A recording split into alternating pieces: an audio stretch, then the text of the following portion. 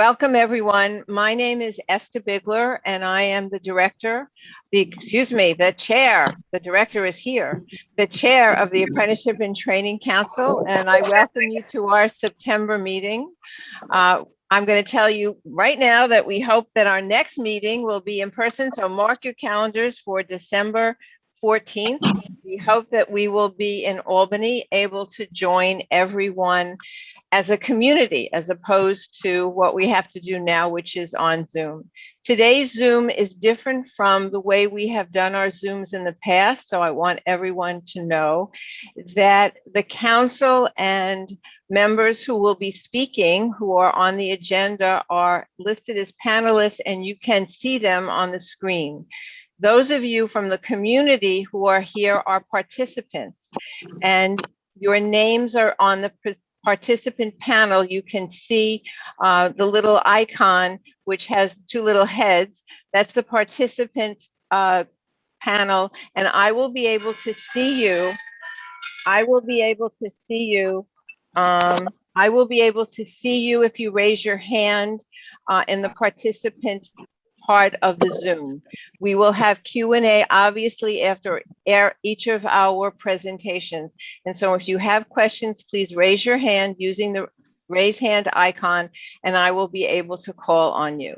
I would like to start by welcoming Commissioner Reardon and asking her to provide some opening remarks. Then I will go around and ask everyone on the panel Zoom to please introduce themselves. Commissioner, it's so good to see you. I wish I was able to see you in person. So welcome. And I know that you have some important things to talk to us about apprenticeship and where apprenticeship is going in New York State. Thank you so much. It's great to see you. I can't wait for us to actually be in a room together. Good morning to everybody. I can't see everybody on the screen because there's too many of you, but it's great to be in a virtual room with all of you. As always, a very special thank you to your chair, Esther Bigler, my dear friend, for continuing to be a champion for apprenticeship programs across the state. She's really remarkable. And thank you to all of you for joining us for this morning's Apprenticeship and Training Council meeting. Now that things are beginning to open up in New York, I am thrilled to say that, yes, I will be out touring the state again, and I can't wait to see you in person. As we prepare for National Apprenticeship Week in November, please let me know if you'd like us to visit. Now, I know you've heard me say this before, but Apprenticeship Week truly is one of my favorite weeks of the year. I have missed visiting all of you in your element and seeing firsthand the wonderful work that you do, and how you are directly changing lives by providing not only a job, but a future for so many New Yorkers. Now, obviously, we can't visit everyone, but we will do our best to include as many of you as we can. So let us know what and when and where, and we'll try to be there. And I can promise you that our new director, Chris Pinero, undoubtedly will be right by my side. I'm happy to say that because of the dedicated, hardworking individuals like you, New York continues to build our registered apprenticeship programs, and they're better and more successful than anyone else's. Just a little bragging moment. And your continued commitment is vital to that success. Last time I talked a little bit about the new world of work brought on by this pandemic and the need for more training to meet these shifting demands. It goes without saying that apprenticeship is going to play a pivotal role in that training. Apprenticeship remains a time-honored workforce development model, one that allows businesses to develop a skilled workforce without losing valuable production time. Now, the idea is simple. Folks earn while they learn. In this new world of work, we need to expand on the success of that effective model to help tackle the workforce development challenges beyond the traditional industries. And the DOL, our mission has always been grounded in making sure that every New Yorker has an opportunity to get a career and not just a job. We cannot move New York forward without a roadmap for training and learning. There are challenges that come with an evolving workforce and demands of a global economy, especially in the midst of a pandemic, and there are gaps that need to be addressed. But apprenticeship programs help fill those gaps. They are both stepping stones and monuments. They are indeed the bedrock of labor. Apprenticeships are the gold standard in training and development, and they date back generations. We have some programs that are over 100 years old. They began with the idea that every worker deserves a fair wage and safe working conditions. And we're finding ways to provide these opportunities to everyone, including women and minorities. Let's work together to ensure that those traditions and opportunities continue, with more doors opening for everyone willing to work and earn while they learn. We'll continue working with our partners and sponsors to develop strategies for enrolling more folks from all walks in our apprenticeships. The Registered Apprenticeship Program has provided many opportunities to New Yorkers, and it helps to serve as a beacon of workforce equality. I'm so proud of each of you and the fact that you haven't let this public crisis stop our progress. We also have a president and federal administration who share our forward-thinking vision for building back better. I'm very happy to say that President Joe Biden remains committed to the comprehensive agenda laid out in the American Jobs Plan and the American Families Plan. In addition to spurring our nation's economy, this means good paying jobs for generations to come. His bold $1.2 trillion bipartisan infrastructure framework includes historic investments across many critical industries, from upgrading our power infrastructure to clean transportation and universal broadband.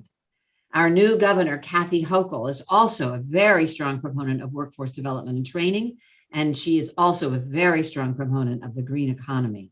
She is a proven supporter of apprenticeships and even delivered the keynote at our apprenticeship summit that we had a couple of years ago, right before the pandemic hit. I recently had the pleasure of having a conversation with our U.S. Secretary of Labor, Marty Walsh. If you ever get a chance to be in a room when he's speaking, take it. He is amazing. He understands the importance of registered apprenticeship because he's lived it and he knows how it can transform somebody's life, and he's eloquent about it. So I am so excited to see what we will all accomplish together.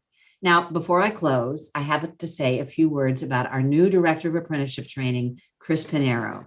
Chris has been in this role just 3 months now. And while we all love our wonderful friend Jane, and she still is remaining with me because now she's the statewide Director of Labor Affairs, so you'll all see her a lot, you are in very good hands with Chris in apprenticeship.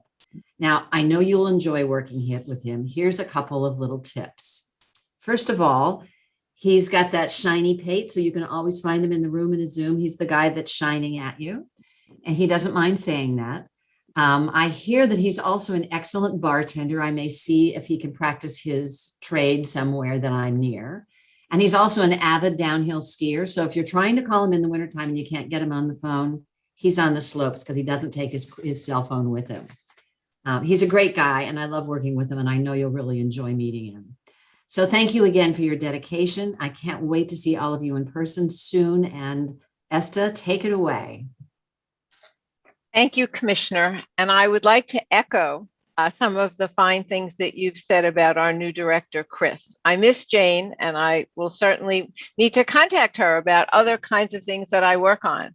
But I want everyone to know that I have started working with Chris, and he is a true partner, and he very much cares about apprenticeship. He's new to apprenticeship. He doesn't have the background that many in the community have, but he is a convert to apprenticeship and really wants to move forward in terms of the division that he's now in charge of, but in terms of the way apprenticeship is handled, so all people have a chance to be apprentices, that we see the kind of equality of opportunity, because this state, to be the Empire State, we need to be first. Yes. And jobs and our economy is what's really important. And so I appreciate the fact, Commissioner, that we have support from Washington, D.C., we have support from the new governor, and we have support from you, Commissioner. So I know that we can really move forward with apprenticeship under Chris. And with that, Chris, why don't you introduce yourself to everyone? And he is in a conference room with two other very important people who I would like them to introduce themselves as well. So take it away, Chris. Very good. Thank you, Esther, and thank you, Commissioner, for the kind words. I admit I don't take compliments well, so I will just say thank you. And as I let you know, my name is Chris Pinero, new Director of Apprenticeship Training. I've been in this role for 3 months, as the Commissioner mentioned. It's been a very busy 3 months for me, as I'm sure it doesn't surprise anybody. Feel like I've learned a lot, but I know that I still have a lot more to learn. And I have to give kudos to the apprenticeship staff here at the Department of Labor that have really helped me come along. They're amazing, top-notch folks. And the reason that I've been able to do anything in this role is because they've been there to support me. So kudos to them. With that, I will pass it off to my right, Orville. Good morning, everyone. And I echo the commissioner's sentiments about Esther leading the council. And I thank all of you on the council for what you do in expanding and continuing to strengthen apprenticeship. We look forward to working with you. It's going to be exciting. We're going to do some great things, and we're going to make apprenticeship more accessible to everyone under Chris's leadership. We're excited to have him. So I'm thrilled to be working with you. I'm going to pass it off to our division director. Hi, everyone. I'm Russ Oliver. I'm the director of the division. I think I got to echo what everybody said. Chris, I've known Chris a really long time. Chris has worked his way up through this organization, and he's going to make a great director. He came to me early on. He has a whole plan, strategic for moving forward. We're here to help him. We know the commissioner loves apprenticeship, and we work on it a lot. And by the way, he's also an avid RVer. Okay, you didn't throw that in there, but he's a great guy, and I'm sure he's going to help you out for what you need to move forward. So thank you. That's everybody here, Esther. Thank you, Russ. Thank you, Orville, and thank you, Chris. So I'd like to go around and just ask those people who are on my screen to introduce themselves, so you all know who is here with us. Stuart, could you start? Because you're in the square next to me. Okay. Stuart O'Brien. My affiliation is with the Association of Contracting Plumbers of the City of New York, and I'm a council member. Billy. Bill Mascioni, North Atlantic State Carpenters, representing labor, and a council member for quite a few years. Thank you. Ernie. Yes, good morning, everybody. I'm Ernie Hartman. I'm an international representative for the IBW assigned to New York State. Charlie. Morning, Charles McNeil, Deputy Regional Director for the U.S. Department of Labor, Office of Apprenticeship. Bernard. Good morning. My name is Bernard Tremmel. I'm the Regional Director for the Office of Apprenticeship for Region 1. And Leif. Morning, Leif Sagas. I work here under Chris's direction at Apprenticeship Training Central Office in Albany. I'll probably take myself off video because there's a lot of shiny heads as I look around the panelists. But I will say that it feels nice to be amongst fellow Baldies. So thank you. Thank you. And Jeff, do I see that you're now on the call? Not that I know of. You are, because we just heard you. Oh, good. So That's good. Jeff, would you introduce yourself, please? Yes, I'm Jeff Huffcutt. I'm the manager of the Southern Tier Sheet Metal Contractors Association in Binghamton. Great, thank you. And I'm so glad you were able to join us. We were having some technical difficulties, but now Yes. you're with us, so that's great. That So is- we have a full agenda today, so I'm going to get us started. I'd like to start with Charles McNeil, who's going to report to us on USDOL's Office of Apprenticeship. He's going to give us an update. So I turn it over to you. Thank you so much there, Madam Chair. To start off with, as the commissioner had stated, National Apprenticeship Week is the week of 15 November through the 20th. If you have events that you'd like people to attend, have public notice, please go to apprenticeship.gov and register your events there, and put in as far as any of the requests for if you want to notify us or our office to have others, say like Secretary of Labor Walsh attend, John Ladd, or along with the commissioner. Please put in those invitations and requests so that way we can route them up to the proper locations for that. Other items that are going on, the secretary announced yesterday the 29 members to serve on our advisory committee on apprenticeship and provide advice and recommendation on issues related to registered apprenticeship. The advisory committee, who will also promote greater awareness of benefits of apprenticeship, foster increased alignment between apprenticeship opportunities and workforce and education systems, expand apprenticeship into new industries and occupations, and ensure equity for underrepresented populations. The Advisory Committee on Apprenticeship represents the combined expertise of leaders across industry and workforce sectors. Their collective voices will inspire and innovate apprenticeship and training strategies to boost our economy and build an equitable workforce by delivering a system that is better better align, with the needs of historically marginalized communities. Their first meeting will be virtually on October 6th, and it will also be announced and publicized for that. And the public is also welcome to attend these meetings. So again, that will be announced as far as the link and so forth for that. The chairperson for the panel is Dr. Pam Edinger, and she's from Bunker Hill Community College. I'm not going to go through the rest of the 29 members, but they are full representation there of all different industries and or communities. Also, another announcement coming out is the Department of Labor Office of Apprenticeship is inviting diversity, equity, and inclusion and accessibility leaders, so that's DIA or DEIA, leaders and community stakeholders to upcoming events to provide your insights into how OA can increase apprenticeship opportunities for underrepresented and underserved populations and to help develop a workforce that reflects the diversity of the American people. The other day, we did have an Apprenticeship 101, our next meeting on September 27th from 2 to 3 p.m.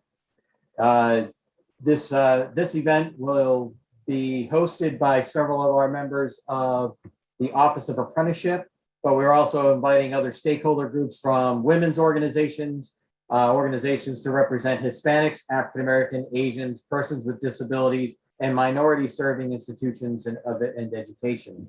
The session will have breakouts, and we're wishing to hear from those organizations on how we can better increase and those opportunities for persons in those underrepresented communities. And so those are our two events, or excuse me, three things that are going on with the government. We do have our fiscal year 22 budget approved, and they'll be coming out with the other RFIs for fundings and so forth to continue on with grants, grant opportunities, as well as our fiscal year 23 budget was also in the process of being approved and pushed through Congress on that side of it. For the National Apprenticeship Act, nothing has been moved in Congress, and we shall see how things progress. Thank you. Say, Bernie, do you have anything further to add? No, I just want to thank Charlie, and just to add on that for National Apprenticeship Week, it's not only for this year, but they actually made it for the next 4 years. So we won't be waiting till last minute to make that announcement. So, and just to echo what everyone was saying, I've worked with Jane and knew Jane for over 10 years, but I've known Chris for a little while. And, I echo what everyone was saying about Chris, in the little time that we worked together, he's come through for us. So we do appreciate that. So thank you. Thank you both very much. Does anyone have any questions for either Charlie or Bernie? You can raise your hand and I will see it in the participant list. Or you can put it in the chat, one or the other. Anybody have any questions? Please repeat the dates for the Apprenticeship Week. National Apprenticeship Week, where's that, my little cheat sheet? November 15th through November 20th. We'll also take events that are being conducted the week before and the week after. Are there any events in a particular venue that the community needs to be aware of?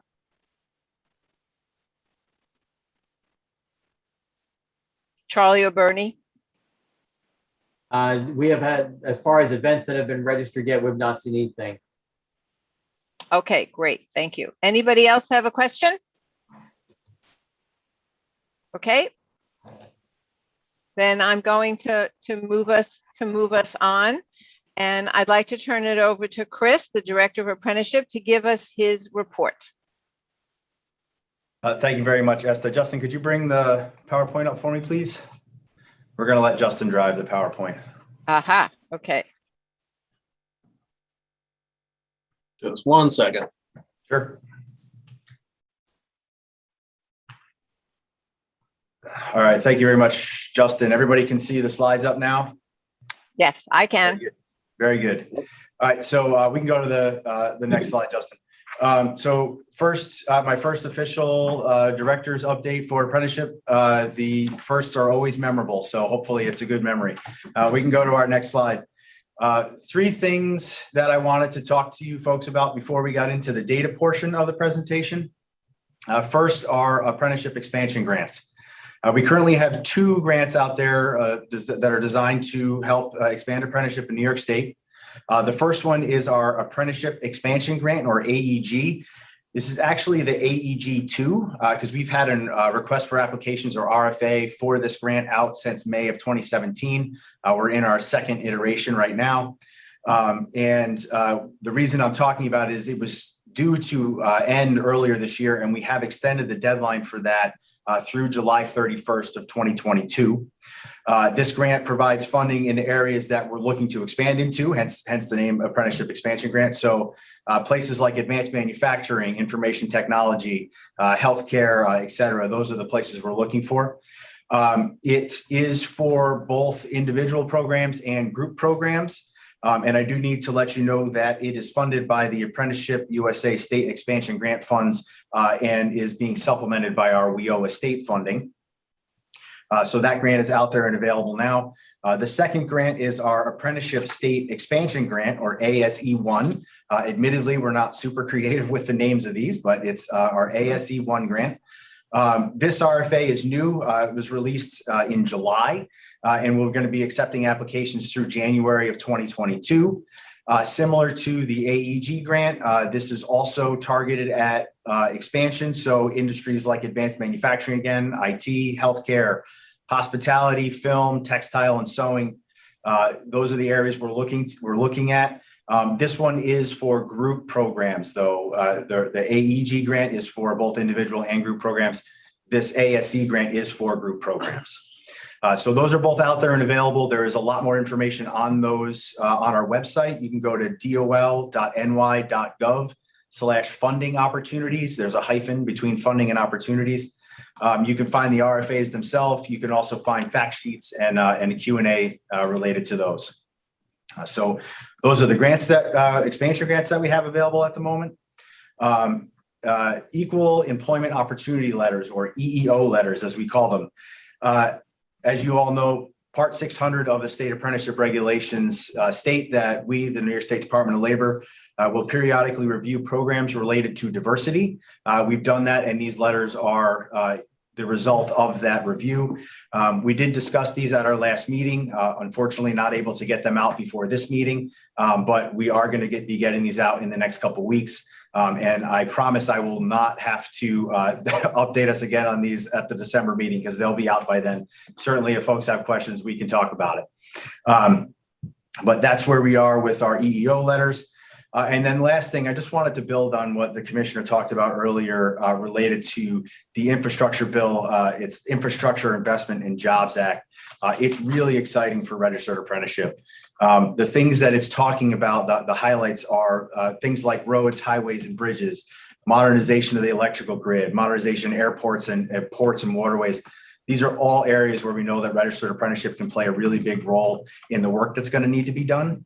But in addition to those things, it also talks about expanding internet access. So we're getting into more of the IT world. And we know that IT is a place that we're looking to expand apprenticeship into more than we are. And we actually have a few IT related trades to talk about a little bit later.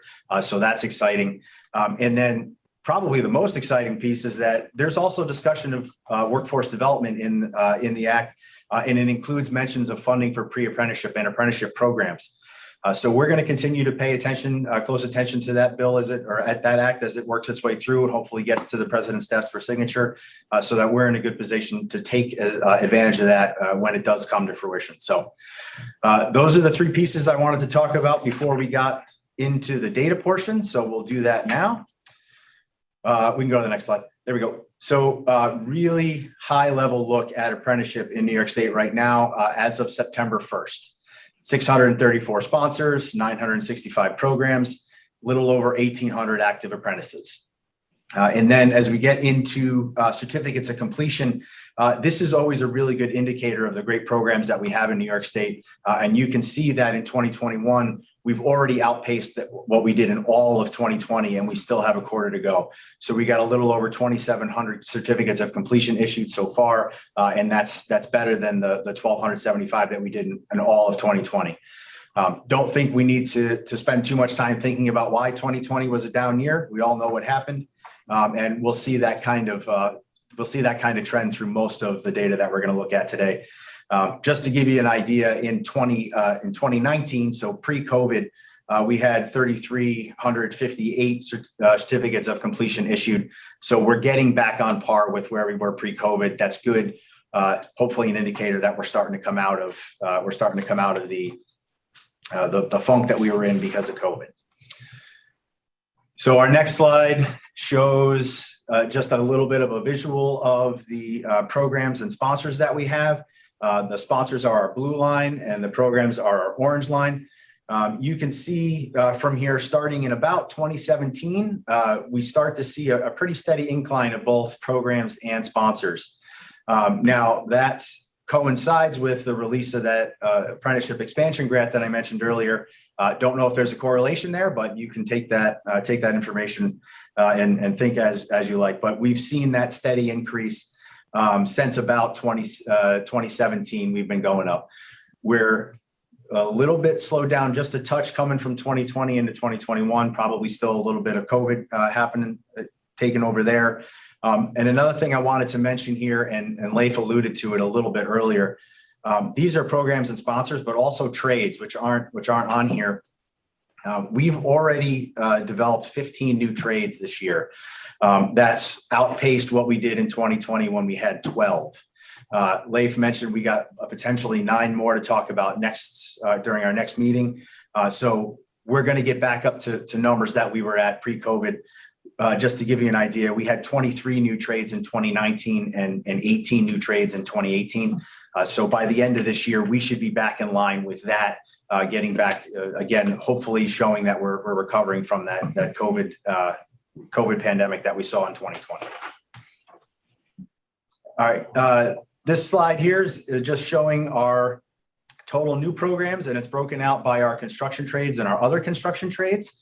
And again, you start to see in 2017, same year that we released that AEG grant, we're starting to see that our programs are increasing, but we're also seeing that the number of new programs in our other trades are starting to outpace our new programs in the building trades, building and construction trades. Building and construction trades are pretty consistent across the board here, looking at anywhere from 20 to 35 from 2016 to 2021. But we're starting to see those other trades, programs and other trades really pick up there. 2019 was kind of a high watermark for us, 115 total. And we had 79 of those in other trades. This is the one slide where, as you look at it, so we haven't quite caught up to where we were in 2020 yet to deal with that COVID piece. Not sure why that's happening. We still have a quarter left. Hopefully that we can catch up there towards the end and get to where we were at least in 2020. But you can see that pattern of continued foundation of our building and construction trades, and also starting to see the expansion that we've been pushing continue from about 2017 on. So that's a good thing. Now we'll start looking more at apprentice numbers specifically. So this is a number of newly enrolled apprentices by year. We start in December of 2013 and move on through September of 2021. You can see again, high watermark in 2018, we had almost 6,000 newly enrolled apprentices. And then we see that drop off in 2020. Again, shouldn't come as a surprise to anyone.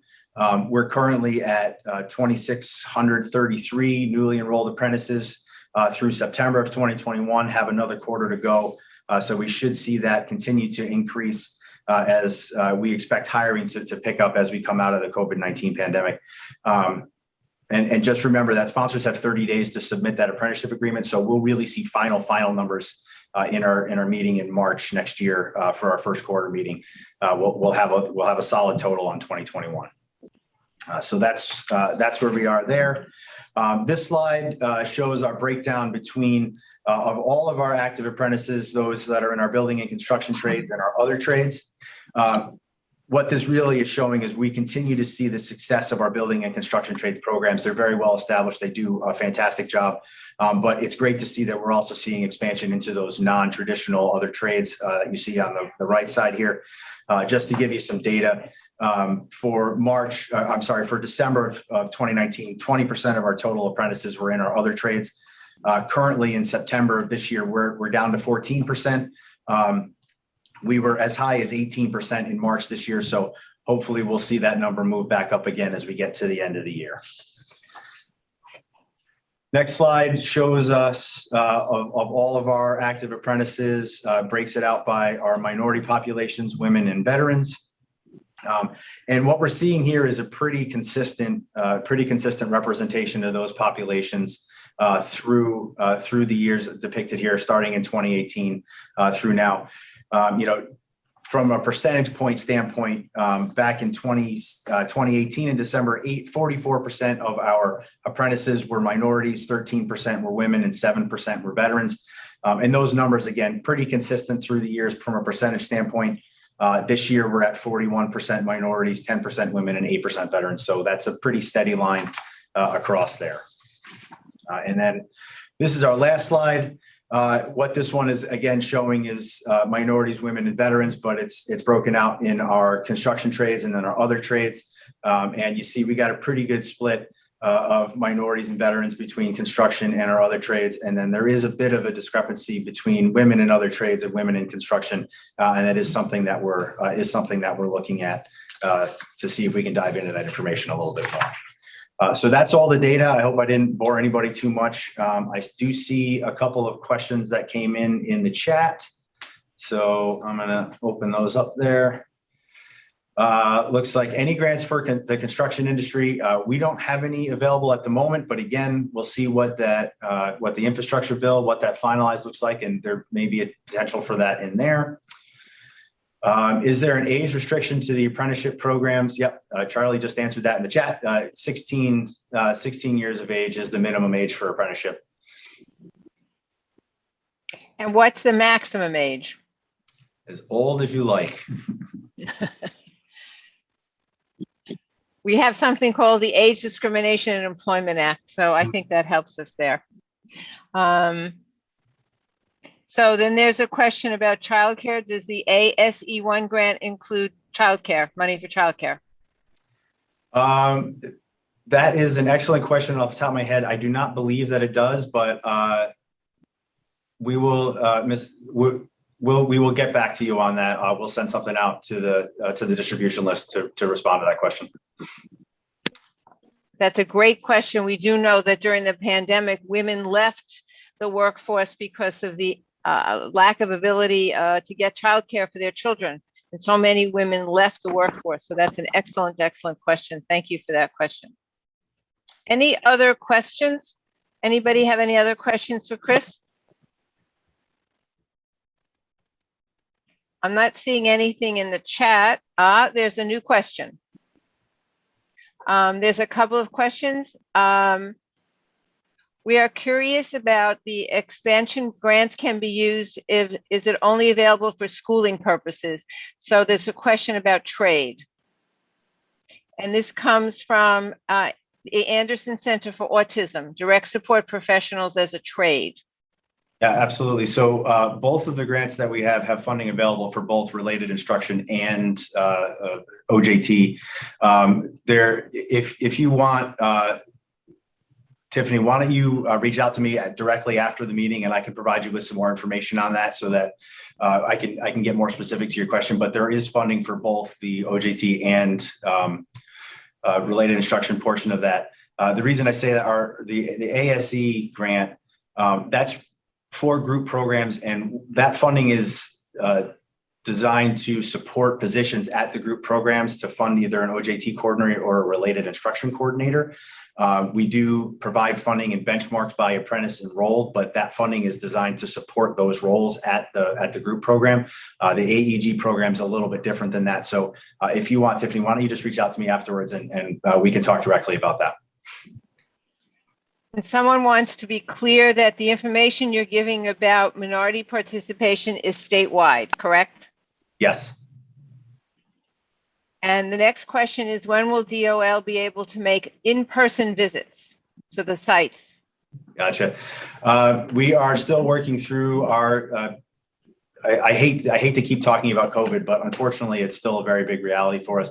We're still working through how we're going to reintroduce our staff to the general public as we come out of COVID. So we're not quite ready to talk about that just yet. And excellent suggestion from Charlie McNeil to include individuals with disabilities as another protected class should be included in the kind of information that we're able to provide. So that's for everybody. I'm not sure everybody can see the chat, so I wanted to make sure everybody saw that. And then you have another question. Chris, would you mind speaking broadly on the state of oversight and enforcement of apprenticeship program sponsors? Absolutely. So we'll understanding that we're not currently going out to do our monitoring visits. We do monitor all programs twice a year right now. We have started to do some of that monitoring virtually. We're trying to work out how to solidify that for us. But at a really high level, we monitor programs twice a year. Monitoring reports are issued that identify areas of concern and findings. When we issue a finding, that would require a corrective action plan be provided. And then we follow up with them and take necessary steps to correct that. We do look at things that you're mentioning, making sure that related instruction is being provided, that proper ratios are for on-the-job training and proper payment of wages. Those are all things that we look at when we do our monitoring. And as I said, we are doing those virtually now. No, everybody's eager to have our ATRs, our apprenticeship training representatives back in the field. We are too. They ask me about it all the time. And so we're hoping to get back to that soon. We are doing that virtually though. And again, it's twice a year where we're monitoring programs and all of those pieces that are mentioned in the chat are the things we're looking at. There's also a question about pay scale, apprenticeship pay scale for IT, and whether the training would be remote or in person. So that's going to be kind of specific to the trades and the different programs. So as with all apprenticeships, there has to be at least one pay increase during the apprenticeship portion of it. If they're going to be delivered remote or in person, we would look at that on a program by program basis. IT seems to be a place where it would lend itself well to that kind of remote thing, but it will depend on the program. Has everyone had their questions answered? Are there any questions that we missed? There's another question about the difference between the AEG2s and the AES grants. Chris, I think you can read it. It says, if we are supporting apprentices with related instruction under AEG2, then do I understand correctly, we are not allowed to support those same apprentices with program coordination under AES? I don't really understand why the different approach. Are they mutually exclusive? Yeah, so when we're looking at that, what we're talking about, making sure that we're not, I don't like to use the term double dipping, but that's what we're getting into. Pretty specific there. I will have to check to make sure, but my current understanding is that if you have received funds under one grant, we would have to, I don't even want to say, we'd have to check eligibility to see if you could also receive funds under the second grant. I'd have to find out. Definitely couldn't use it on the same apprentices. You may be able to get separate grant funds to use it on different apprentices. It's something we'll have to look into. And there's another question from Tiffany, is there a point person for our region besides Dan Paris? Yeah. So Karen Smith is the supervising ATR for the Capital Region and Central New York. She's the other person there. And then Dan is also excellent and certainly speak to him whenever you need to. And there's also a question about how to apply for grants for the construction industry. That might be a long conversation, which people might want to speak to you privately about. But can you give us a quick overview about applying for grants for the construction industry? So both of the grants that we have available right now that I spoke about are really targeted at expanding outside of to the industries I talked about. However, if you have programs that are in construction and you're looking to engage in apprenticeships in things like plant maintenance or some other things that would be outside of the building and construction trades, there is an opportunity for you to do that for those specific programs. Thank you, Chris. All right. I'm now going to move to the next part of our agenda, which is new trades, which is always, Chris, your report is always very exciting, but I have to tell you the most exciting part for me is the review of new trades and where we're expanding the apprenticeship program to places where it's never been before. I feel like I'm on a Star Trek TV show. So Leif, can you please come back on? Yep, I'm here. Okay, good. And if you could begin to talk about the trades that we have for the council to vote on. Sure.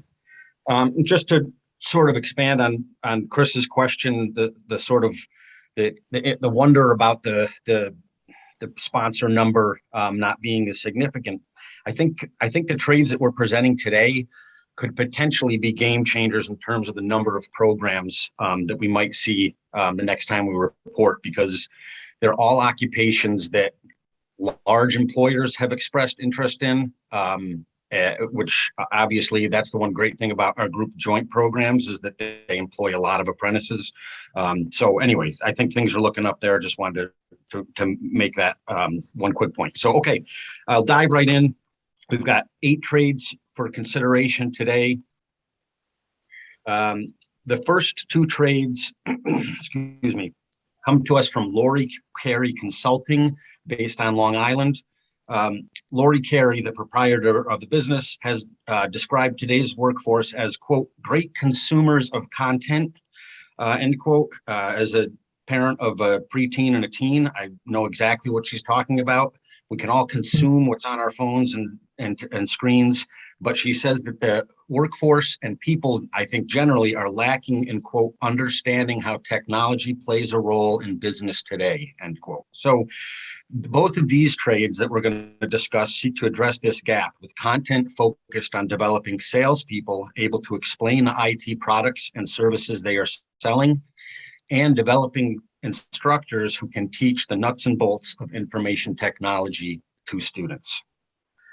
So the first trade for consideration is technical sales representative with the parenthetic information technology. Job duties include understanding and explaining the structure of a technical sales department and its relationship to the company business model or plan, developing a thorough understanding of the products to be sold, including but not limited to understanding how the products will support the customer's business needs, learning and utilizing techniques for contacting sales prospects, including but not limited to LinkedIn Sales Navigator, Salesforce platform resources, email campaign tools, internet research platforms and tools. Developing a sales agenda, including but not limited to introductions, company overview, and product overview. Demonstrating an understanding of products by making presentations to sales management and prospective customers, making sales and maintaining clients after sales are completed. Do you want to go through the other details about the ratio, et cetera, and then make the recommendation on each one individually, Esther, or do you want me to present both of them because the ratio is the same, et cetera, et cetera? Why don't you present both of them, and so then we know the ratio is the same for both. Okay. So the second occupation is instructor/trainer, also with the parenthetic information technology. The job duties for this occupation include employing various teaching methods, such as defining words, explaining concepts, giving examples, asking questions to prompt students, repeating or clarifying instructions, setting up and operating online learning platforms, utilizing collaborative software tools and resources such as video cameras, digital whiteboards, sharing desktops and smartboards, demonstrating skills such as coding, math, technology skills generally, and digital citizenship skills, etc. Explaining necessary material and sequence of steps for the performance of that skill, keeping written records of activities completed and or mastered by students, evaluating students' progress and recommending advancement to more complex work, and maintaining a classroom, whether virtual, in person, or both. So the proposed length of these competency-based apprenticeships is 1,000 to 2,000 on-the-job training hours with a minimum of 144 hours of related instruction available for each apprentice. The ratio for each trade is 1 apprentice to 1 journey worker, followed by 1 apprentice to 1 journey worker. On August 3rd, 2021, we posted the draft training outlines to the New York State Department of Labor website as required and solicited public comments for a minimum of 30 days through September the 2nd, 2021. To date, we have received no comments. Thank you. Council, do you have any questions about these 2 jobs? Instructor, trainer, or technical sales rep? Anyone on the council have any questions? No. Community, does anybody have any questions for Leif about these jobs before the council votes?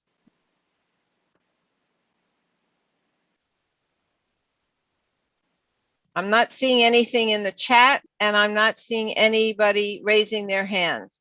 So council, I'd like to take a vote. Can I have a motion? Make the motion. A second? Okay, I'll a second. All those in favor? Aye. Aye. Okay, I think that means we have no one opposed. Is that correct? Yes. Terrific, thank you. Okay, Leif, take it away. Okay, Justin, is there a slide that, okay, perfect. All right. And I got to eat crow on this one. I have to apologize. The agenda that you all received doesn't match the order I'm presenting these trades. My director gave me ample opportunity to comment on the agenda, and I just spaced on it. So my apologies for the differing orders of presentation. Anyway, so we've got 6 new trade proposals to consider. These are all coming to us from CareerWise New York. If you've attended any of our meetings over the last year, the CareerWise New York name may be quite familiar to you. It's an apprenticeship system that's based in New York City. It started in Colorado, where they have programs registered with the U.S. Department of Labor, but we are working with them to register programs here in the state of New York. So CareerWise New York's approach borrows from the Swiss model of apprenticeship. This is an incredibly great statistic, I think, here. So it's a model in which 70% of students choose apprenticeships. I emphasize the word choose because part of what CareerWise is trying to do, in addition to proposing new trades, is to change the way people think about apprenticeships generally, right? It's not a default. It's not something you do if you don't want to do something. It's like, it's something that you actually have agency for, right? It's like, I can be in control to some degree. I can choose something that I want to do. It's a fantastic way to start thinking about apprenticeships in industries where we have not had a presence before. So CareerWise has also stated that any student, regardless of future plans, can benefit from an apprenticeship. It's a model of education that reveals multiple pathways to career and higher education, right? Those things are not mutually exclusive. So we'll dive into the jobs that they're proposing. First one is financial services representative. And just need to make a note that the draft training outline that was posted to the webpage had an ONET code, the USDOL classification system for occupations. The ONET code on the document posted to the web was 11-2021.00. Now is when everybody, I think, is going to start to nod off. We're changing that to 43-3071.00. It's a classification system. It's very helpful, and sometimes we assign the wrong ones or miss it in the course of developing occupations. But but that's the only difference between what has been posted and what we're considering. No change to the content whatsoever, other than that code. So a financial services representative's job duties include delivering quality service to customers, describing business operations performed by independent bank branches or departments, explaining what the banking institution offers in retail products and services, understanding and explaining products and concepts relating to the financial services industry, including financial instruments, financial management, insurance principles, and cash and capital principles, demonstrating an understanding of cash flows, customer tendencies, describing the value of individual products and services, and asking customers questions to assess their needs. The next occupation is sales associate with a parenthetic financial services. Job duties include using fundamental sales skills such as customer service, demonstrating a knowledge of the financial products and services being offered, generating prospective leads by following up with referrals via email, telephone, or social media outlets, and cultivating relationships with those sales leads, creating and or maintaining a database of new and confirmed leads, answering any questions leads or existing customers may have pertaining to sales, products, and sales processes, and also working independently as well as part of a sales team. Third job for consideration, marketing coordinator. There's also a caveat here with the ONET code. That assigned online is 11-2021.00. After discussion with the prospective sponsor, it was decided that 13-1161.00 more closely reflects the actual work that somebody in this occupation would be doing.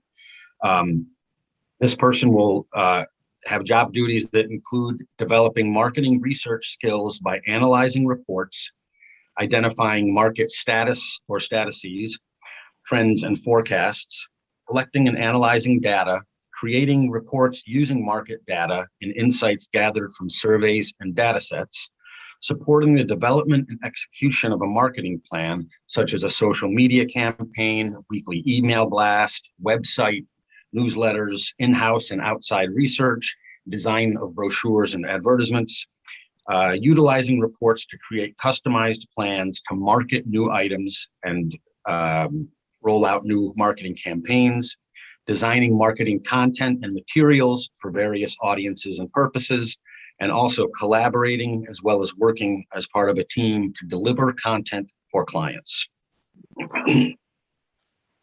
So Leif, let's talk about these three together since they feel like they're a group in some ways. What's the apprenticeship to journey level ratio here? The ratio for the proposed length for each, and they're all competency based, is 1,000 to 2,000 on the job training hours with a minimum of 144 hours of related instruction available for each apprentice. The ratio is 1 apprentice to 1 journey worker, followed by 1 apprentice to 1 journey worker. You want me to, I'll just do this now because it applies to the other 3 as well. So on September 7th, we posted the draft outlines to the website as required and are soliciting public comments for a minimum of 30 days through October the 7th, 2020. To date, we have received no comments on the 3 occupations that we received a comment, which is really more, I wouldn't even classify it necessarily as a comment. It's somebody expressing interest in these occupations were they to become apprenticeships. So it's there's no judgment on the value, good or bad. It's just saying, oh, we'd like to do this, which I guess is a positive. Anyway, it's an expression of interest. It's an expression of interest.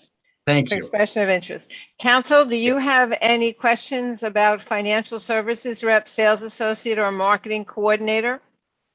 No. I do not. Thank you. Community, do you have any questions about these 3 possible apprenticeship positions? I'm not seeing anything in the chat or any hands. I assume that means there are not. So or someone is just telling us that there's interest in the quality assurance auditor position. That comes later. We're not there yet. So we're glad you're interested in that. Thank you. These have not finished their public comment period. And so what I would like to suggest, council, is that hearing that you have no problems or questions with these three, that we approve them pending there not being any issues raised during the remainder of the public comment period. Can I have a motion to that effect? So moved, Esther. Thank Second. you. And a second?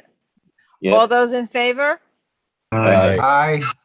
Terrific. Thank you very much. Now let's go back to the second three, which to me, well, the quality assurance auditor is a little different than visual graphic artist associate and the designer, but why don't we consider those three together as well? Leif, Okay. you want to take it away? Sure.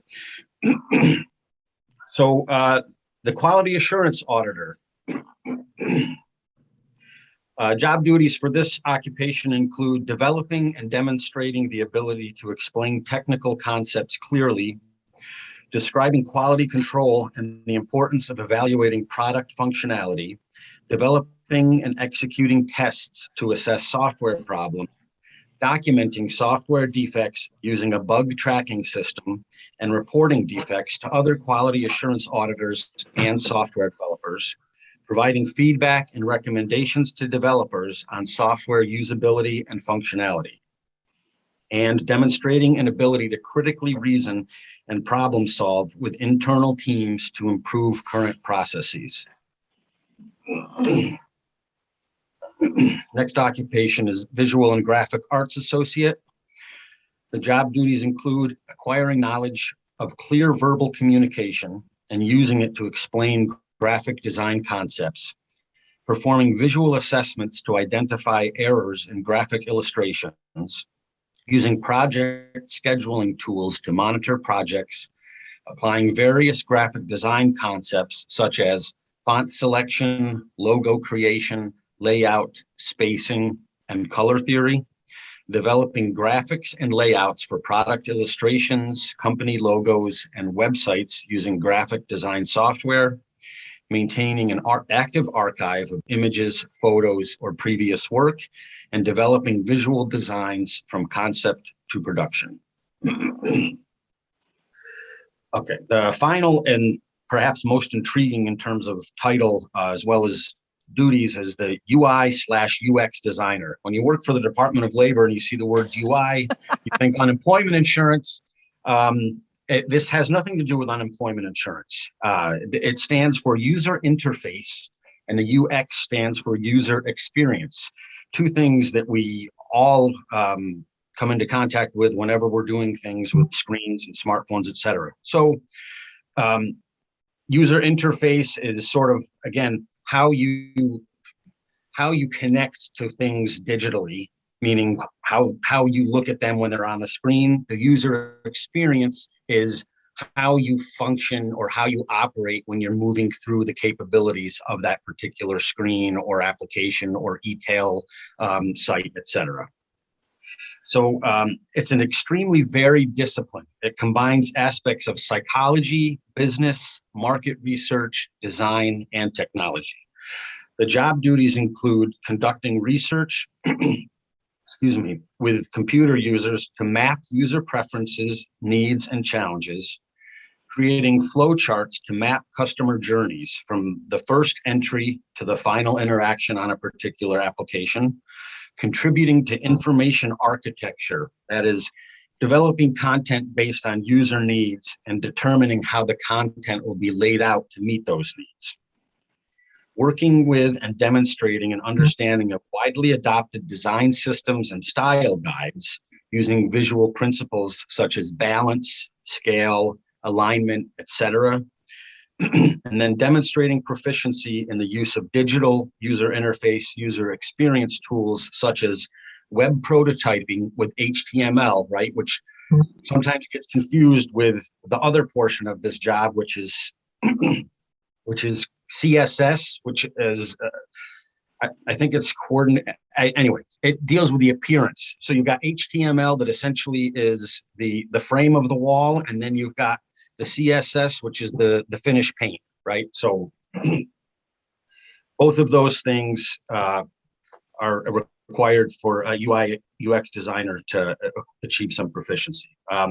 So all three of these trades are proposed as competency-based apprenticeships with 1,000 to 2,000 on-the-job training hours and a minimum of 144 hours of related instruction available for each apprentice.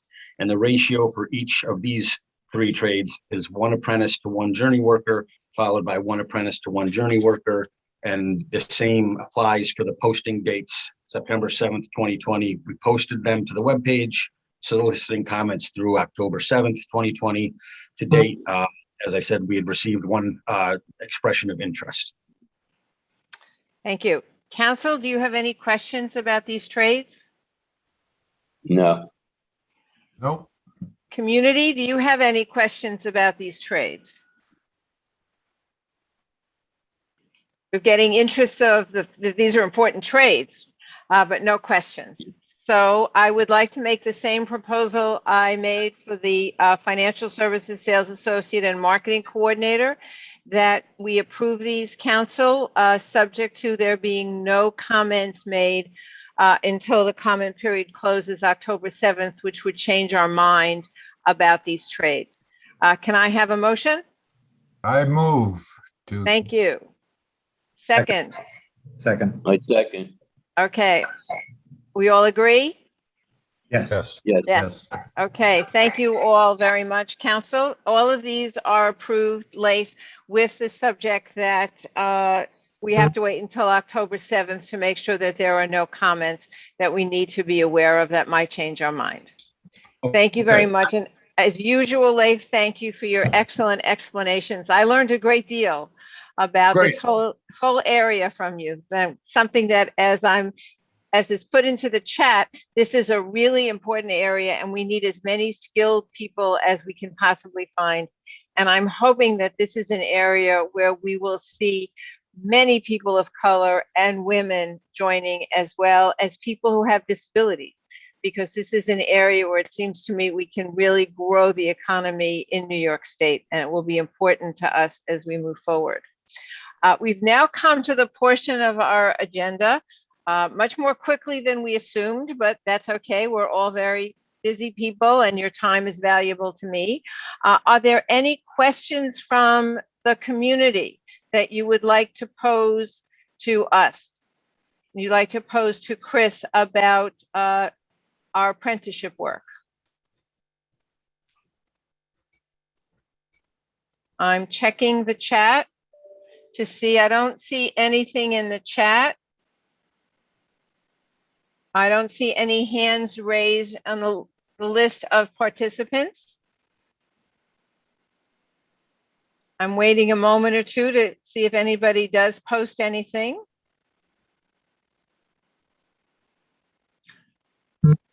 Well, everybody is just saying thank you. Somebody wants to know, what's a digital citizen? Ask that question. That's a good one before we say goodbye. Leif, can you answer that? What's a digital citizen? As I understand it, it's similar to what would be required of a regular citizen, right? Following the rules of decorum while operating digital tools, et cetera, et cetera. Good. I'm happy for that explanation. Thank you very much, since we know that there certainly have been abuses. So making sure that people live up to the way we're supposed to behave online. Thank you very much. Well, I want to thank you all very much for your participation today. I am looking forward to seeing you all in person in December. And it will be really wonderful to all be back at the New York State Department of Labor in Albany in one of my favorite rooms, Commissioner, with an overflow crowd in the other room with social distancing, I'm sure, and probably masks. Nevertheless, I look forward to seeing all of you in December. Thank you all very much. And council, thank you very much. And Chris, I look forward to working with you as we move forward with apprenticeship. Commissioner, thank you very much. Deputy Commissioner, thank you for joining us. Thank you, council. See you all soon.